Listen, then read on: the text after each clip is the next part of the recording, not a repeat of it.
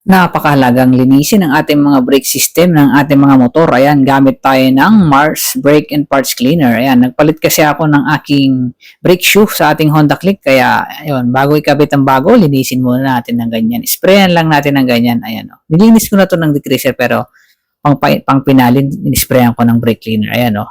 Palit tayo ng bagong brake shoe gamit itong Mars Brake Cleaner.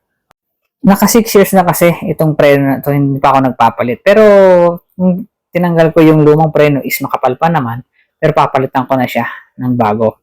Okay? Ayan o. Makikita niyo ito yung luma o. Okay pa naman siya. Pero medyo manipis lang. Ayan. So papalitan ko na ng bagong brake shoe.